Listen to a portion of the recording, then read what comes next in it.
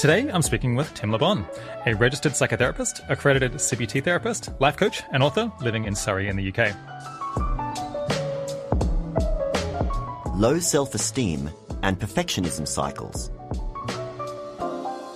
So that's why this self-esteem is another vicious cycle, because it can just, even though it's a bit of a puzzle otherwise, see a parent when you were, a kid told you weren't good enough, but you've had all these, you're 40 now, why do you still think that? Yeah. Well, actually, it's because you're looking at the world as if this belief is 100% true, and you're interpreting everything as if it is true, and you're doing stuff that actually sometimes makes it true. So any contrary evidence, in any specific instance, you disqualify and say, wow, here's the alternative reason why. Yeah, they only accepted me because I was nice to them. I see, yeah. That kind of thing. People with low self-esteem, they might very often have periods where they seem to be okay, although they generally won't be flourishing as much as they would be otherwise. Right.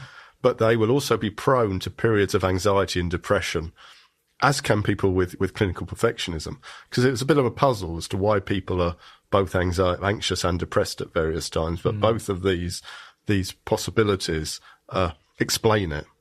Yeah.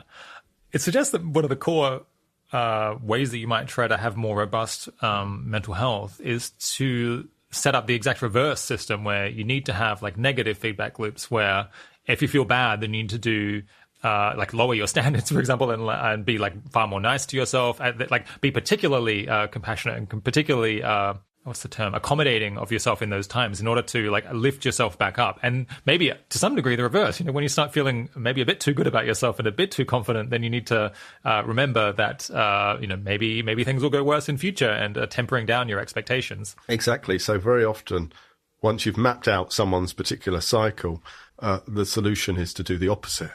So, for instance, if you're ruminating about all the bad things that have happened, you'd stop doing that and maybe think of all the good things that have happened. So part of the treatment for low self-esteem is a positive data log, which is thinking of all the good things you've done, particularly things that contradict your negative belief about yourself. And again, all those thinking traps we mentioned earlier, like discounting the positive, mind reading, fortune telling, jumping to conclusions. People with low self-esteem do that, do a lot of those things. You'd teach them how to challenge those things so they'd have a more balanced view. How 80,000 hours contributes to moral perfectionism. What concerns me, potentially, is that idea of doing the most good. Coming back to that old brain, new brain thing, I think the way that we're designed as human beings, we're going to favour ourselves to some extent. We're going to favour those nearest and dearest, as the expression goes, to us. So even if logically we should be totally impartial, there's going to be a bit of our brain that rebels against that, I suspect. Yeah. So having it as an imperative to do the most good you can all the time, even if that isn't actually what is meant, I think some people might take it to be that.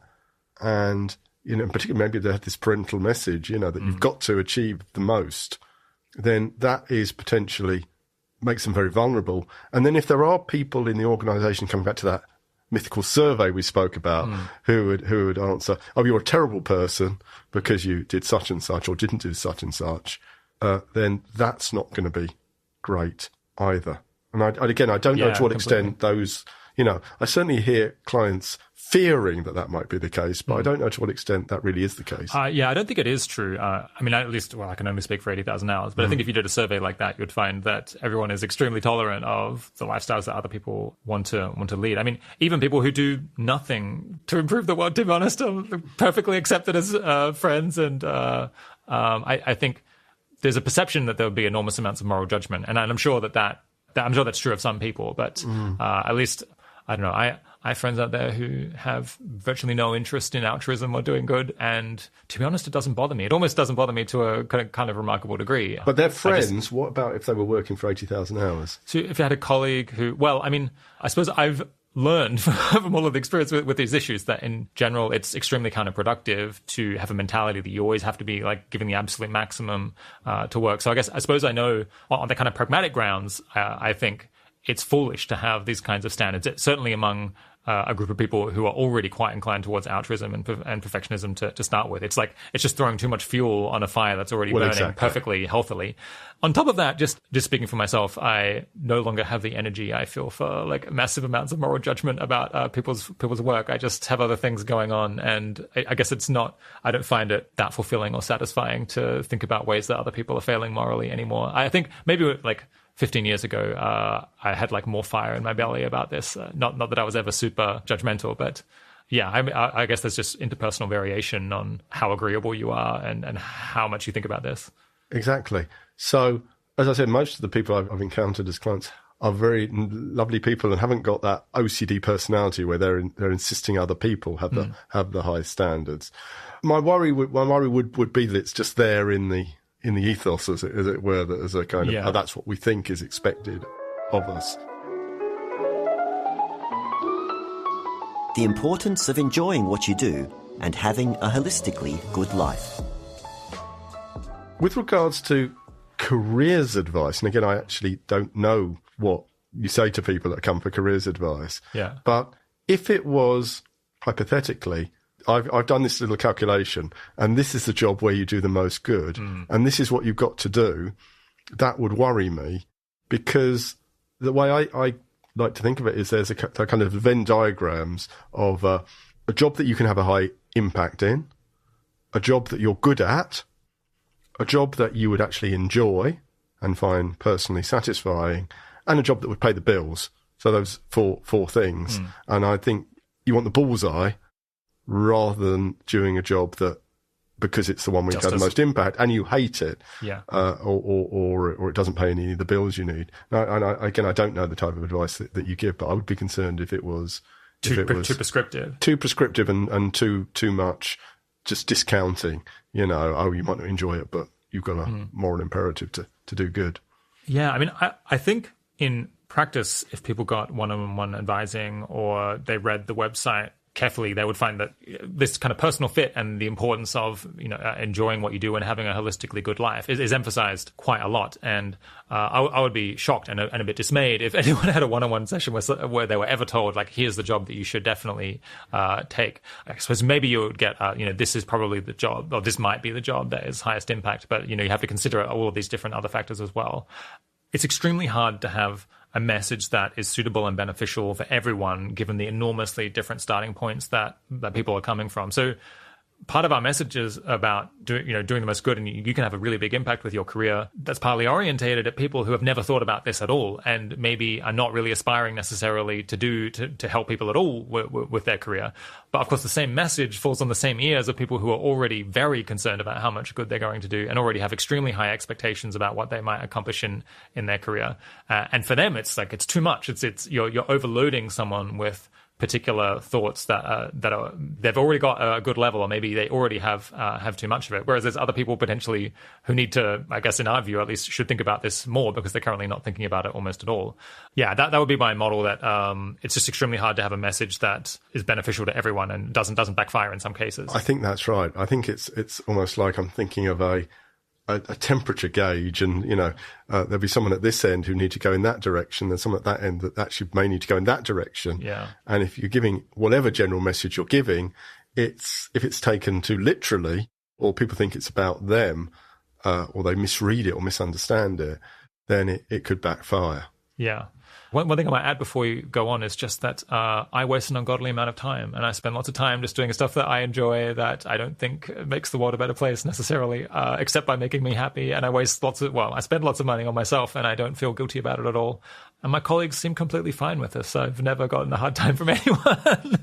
So I suppose if as a listener, your perception was that if you did that, I would think negatively of you, or that my colleague, you wouldn't, working at 80,000 hours would be terrible because everyone would just be breathing down your neck all the time about how you're not the ideal moral person. I think at least that perception is not the case, though I know that that won't necessarily make make everyone feel completely better. Yeah, it's good to get that message across, I think. Guided discovery and cognitive restructuring. There's a mix of guided discovery or Socratic questioning, which means you're not telling the client something You're helping them learn from the experience. So let's go to that. So it's called a behavioural experiment. The behavioural experiment that this client was set was to deliberately have a spelling mistake in a couple of emails. And so how did you do it? Yes. What happened? Well, I did it and I was a little bit nervous, but then nobody seemed to notice. Oh, nobody noticed. So how did you feel then? Okay, well, maybe it doesn't matter so much. So what do we learn from that? Well, maybe I don't have to check my email. I don't have to spend 20 minutes checking every email so much. So that's guided discovery, because you could straight out go out and tell someone, oh, I never bothered to check my emails to see whether anyone's managing grammatical mistakes, so stop checking. But if I did that, how would you feel? If I lectured you like that, how would you most likely feel? Maybe irritated or not convinced anyway. Yeah. Exactly. There'd be some resistance. Whereas if it's set up as an experiment, there's two benefits. One is you're discovering it for yourself. The other thing, which is beautiful about cognitive behavioral therapy, is that sometimes there's an unexpected outcome. Now, supposing this person comes back and said, why did you tell me to do that, Tim? My boss was furious with me. Yeah. Well, that's not a great outcome because you don't want the boss to be furious with them. Sure. But you've learned something. You've learned that their boss is possibly someone with that OCD personality we were talking about. Yeah. And so there is a reality to their precautions. And that maybe that's how they've ended up with this concern. Well, possibly. Kind of it might be that that's true of the whole workplace, is that. So absolutely. So you try and do a lot of that guided discovery, but there is a place as well for what's called more didactic, which might be, for instance, if you're teaching someone a relaxation exercise, you can do it kind of Socratically and say things like, how do you relax? And what's your best way of relaxing? Oh, why don't you try that again? But the problem might be that someone just hasn't got that skill in their kit bag. So there's certainly a place for saying something like, do you think that a relaxation exercise would be useful before you're doing this big presentation? And if they said yes, you'd say, well, there's a couple you might choose from. There's guided relaxation, there's breathing, there's something called progressive muscle relaxation. Have you ever tried any of those? And they might say, yeah, I tried the progressive muscle relaxation. I didn't like it. Okay, so should we try one of the other two? And you'd probably try it in session and then see how they got on, do a little bit of coaching to help them. And then that might be the home practice, might be to do that breathing exercise every day, for example. Exposure therapy. That's why it's an important part of treatment, say for anxiety. And this is doubling back to your question about various treatments, which I only gave a very partial answer to. Yeah. To do exposure work, and sometimes it's in the session, in vivo exposure work, where you're actually experiencing the thing you're anxious about. So something that we treat quite a lot I treat quite a lot in the NHS is obsessive compulsive disorder. I haven't treated it amongst many effective altruists. I don't know why that is. Yeah. Interestingly. So obsessive compulsive disorder can take various forms. It might be someone who cleans a lot, and they might also have an intrusive thought, which is the house will burn down, and then the response would be to do a lot of checking. They would check all of the electric sockets to check they're all turned off, and then another doubt would creep in, and they'd have a kind of better safe than sorry attitude, and then say, let's check them another time. Then they go back in their bed and worry again and check it. I mean, we've all done that to some extent. Totally. Not that exactly, but we probably, particularly if we're stressed. This is an example of what you're saying. If we're on holiday, we think, God, have I shut that window? And then sometimes we might even get halfway to the station and go back to check we've locked the door. So when we're anxious, we tend to think that more. But people with OCD, they get into a real horrible pattern of having those intrusive thoughts and then doing the compulsive behaviours. And the problem is that those compulsive behaviours are then rewarded because it reduces the anxiety, and so you can almost get addicted to them. Now, the reason that I was mentioning that OCD is that you draw out the map, you would say, okay, what's your intrusive thought? That causes you anxiety, and then you do the compulsive behaviour, which then relieves it. And then you might even get people to see that the intrusive thought is just a thought, and it's probably not true, and you might get them to see in theory that they don't need to do the compulsive behaviour, and that's what you would do as the first step of therapy. But you won't really crack the OCD until they are able to resist the temptation to do the compulsion when they're really triggered. So, by the way, now I just work remotely. I just work via Zoom. But before the pandemic, I remember being it's actually a doctor's surgery I worked in one particular setting, and this person was worried about dirt. So we went outside and, she got her hands full of mud, and then normally she would spend hours washing repetitively, sometimes, with bleach until they were all kind of sore. So, but this time she just washed once and then sat with the discomfort. And so that is something called exposure. Actually, it's called ERP. It's exposure, and then you prevent the response. The normal response would be the compulsion. You do the exposure, and then you don't have You don't the reaction, do the compulsion. Well, and then gradually you break the cycle. You want to do it, but you tolerate the distress. And the more you do it, the easier it is to tolerate the distress.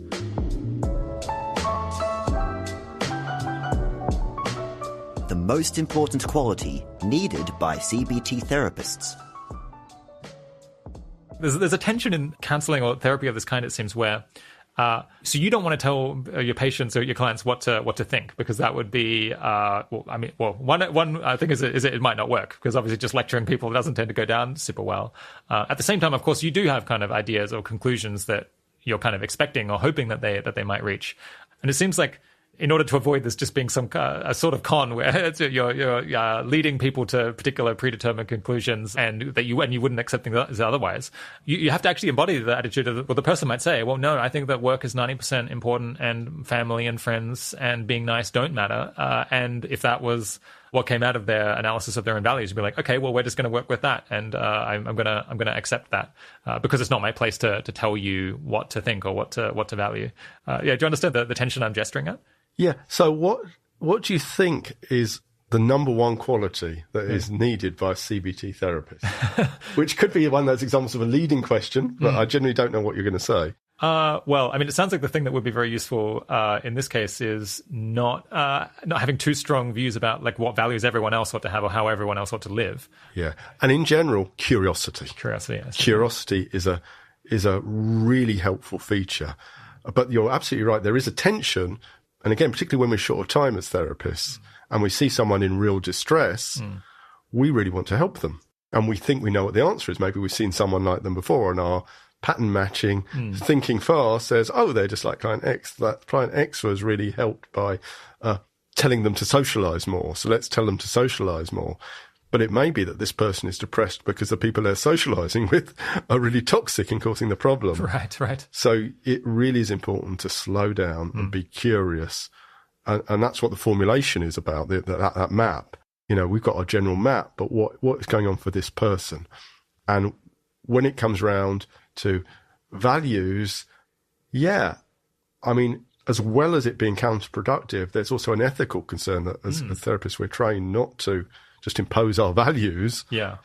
It would be somewhat problematic for me to just challenge someone's ethical views because I disagreed with them. Yeah. Or I thought they were wrong.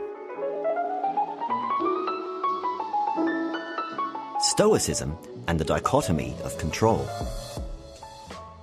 So there you are, you're stuck in traffic. You can't change the fact that you're stuck in traffic now. But what you might be able to do, if you can do so safely, contact the people who are expecting you and tell them that you're going to be late. What you might do in future is set off earlier or go by train. And what you might do if you really are or if you feel strongly about it, is have some campaign for a better transport system in the country. Right. Yeah. So that's why it's not about stiff upper lip or quietism, because there's this very important branch about aspects of a situation that you can change where you don't want to do your best to change it if it's worth changing. Yeah. Does that make any sense? Yeah, completely. So the case of being angry when you're stuck in traffic, or I often get frustrated or anxious or even a bit ashamed when I'm running late for something. Mm-hmm. And I do have to stop myself. And the interesting thing is the negative feelings that you're having then, they have this intense feeling of being useful somehow. You feel like this is an appropriate reaction, and to simply remain calm would be negligent somehow or failing to accomplish something. But I suppose, often it actually is directly accomplishing nothing. It's actually just causing you harm. But I suppose the Stoic approach would be to say, well, what what could we do? Maybe you should learn a lesson about next time you need to leave earlier, rather than just accept the emotions. Think like, well, what actions or what changes could be made, and then like, maybe what dispositions would help to serve that. Absolutely. And the Stoics, of course, didn't know their neuroscience or hadn't read Kahneman and Tversky, etc. But we could say, this is our old brain creating these emotions or creating these thoughts, these automatic thoughts, which actually aren't helpful for us in modern day life. Right. They might have been helpful in prehistory, I don't know, but they're not helpful now. And so we have to have that detachment to get our neocortex working and actually decide what is functional here. Yeah. And that's the same kind of thing that one would do in a stop that we talked about with CBT. Obviously, the two, CBT and Stoicism, are quite closely related.